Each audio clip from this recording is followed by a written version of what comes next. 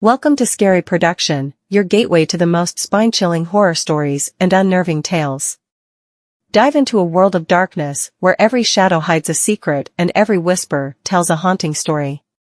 From ghostly encounters to unsolved mysteries, we bring you the finest in horror content designed to keep you on the edge of your seat. Are you ready to face your fears? Subscribe now, and let the terror begin. The village lay nestled at the edge of the Whispering Woods, a forest so ancient that even the oldest villagers could not recall a time when it wasn't there. The trees were tall and gnarled, their branches intertwining high above to create a canopy that blocked out most of the sunlight, leaving the forest floor in perpetual twilight.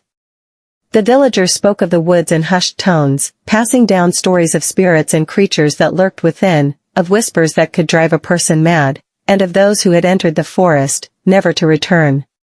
Alara had heard these stories all her life. At 14, she was both fascinated and terrified by the woods.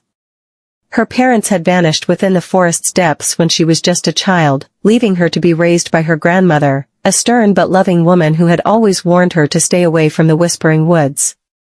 But the more Alara was told to stay away, the more the forest seemed to call to her, its shadows whispering secrets just beyond her understanding. One cold evening, Alara's grandmother fell seriously ill. Her breathing became labored, and a fever set in, burning through her frail body. The village healer was called, but there was little he could do. He told Alara that the only thing that might save her grandmother was a rare herb that grew deep within the Whispering Woods. No one in the village would dare to fetch it, not even for the sake of the kindly old woman who had helped raise many of them. Alara was terrified, but the thought of losing the only family she had left was unbearable. That night, as her grandmother slept fitfully, Alara made up her mind. She packed a small bag with food, water, and a knife, and as dawn broke, she slipped out of the house and made her way to the edge of the forest. The trees loomed above her, their twisted branches like skeletal fingers reaching for the sky. Taking a deep breath, she stepped into the shadows. The air inside the forest was thick and heavy, filled with the scent of damp earth and decaying leaves. Alara walked cautiously, every snap of a twig beneath her feet making her heart race. The deeper she ventured, the more oppressive the silence became. It was as if the forest were holding its breath, waiting for something. As she walked, she began to notice strange carvings on the trees. They were symbols, old and worn, etched into the bark with something sharp. She didn't recognize them, but they sent a shiver down her spine. It was as if the forest itself was marked with some ancient curse. Hours passed, and Alara began to feel a sense of unease growing in her chest. She had been walking for so long, yet it felt like she hadn't made any progress. The trees seemed to close in around her, their twisted trunks forming a labyrinth that she couldn't escape. And then she saw it, a massive bear, its fur as dark as the shadows that surrounded it, standing on the path ahead. The bear was enormous, larger than any bear Alara had ever heard of. Its eyes glowed a deep, malevolent red, and for a moment, she was certain it would attack. But the bear didn't move. It simply stood there, watching her. Alara's heart pounded in her chest as she slowly backed away, but no matter which direction she turned, the bear seemed to be there, just at the edge of her vision, always watching. It wasn't until she found herself at the edge of a small clearing that she realized the bear wasn't just following her, it was leading her. The clearing was unlike anything she had seen in the forest so far. The trees formed a perfect circle around a stone altar in the center, covered in moss and strange markings. The whispers that had been at the edge of her hearing since she entered the forest grew louder, more distinct. They spoke in a language she didn't understand. But their meaning was clear, they wanted her to perform a ritual.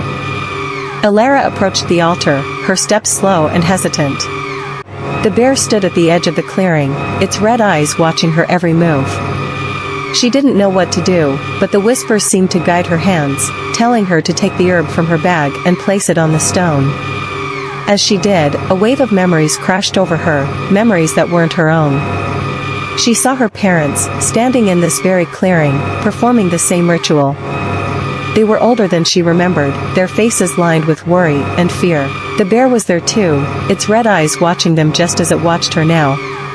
But in the vision, the bear wasn't just an animal, it was something more. A guardian, perhaps, or a spirit bound to the forest, cursed to protect its secrets for eternity. The vision shifted, and Alara saw her parents' final moments. They weren't attacked by the bear, as she had always feared. Instead, they seemed to be taken, claimed by the forest itself. The trees reached out for them, their twisted branches wrapping around her parents, pulling them into the earth. The last thing she saw was her mother's face, twisted in pain and terror, as she disappeared into the darkness. The vision ended, and Alara found herself back in the clearing, her hands trembling. The whispers grew louder, urging her to complete the ritual. She realized with growing horror what it was asking of her. She had to sacrifice something precious, something that was a part of her. The bear stepped forward, its massive form towering over her, and she understood. The bear was once human, like her. It had performed the ritual, sacrificed its humanity, and became the guardian of the forest. It was her father. Tears streamed down Alara's face as the truth sank in. Her father had become the bear to protect her and her mother, but something had gone wrong. The forest had claimed him, turning him into a monster, and now it wanted to do the same to her. She was faced with a terrible choice: perform the ritual and become like her father, or leave the forest with the herb, saving her grandmother but abandoning her father to his cursed fate. The whispers were deafening now, urging her to make a decision. The bear, her father, looked at her with those glowing red eyes, and she could see the plea in them. He didn't want her to follow in his footsteps. He wanted her to live. Alara took a deep breath, wiping the tears from her eyes. She stepped back from the altar, the whisper screaming in her mind as she turned and ran. The forest seemed to close in around her, the trees clawing at her as she fled, but she didn't stop. She couldn't. Finally, she burst out of the forest and into the light of the setting sun. The villagers found her at the edge of the woods, clutching the herb in her hands, her face pale and streaked with tears. They took her back to the village, and the healer used the herb to save her grandmother. But Alara was forever changed. She never spoke of what happened in the forest, but the whispers never truly left her mind. Sometimes, at night, she would hear them again, faint and distant, calling her back to the whispering woods. And she knew, deep down, that one day she might return, drawn back to the place where her father still waited, a guardian of the forest, bound to its dark power for eternity.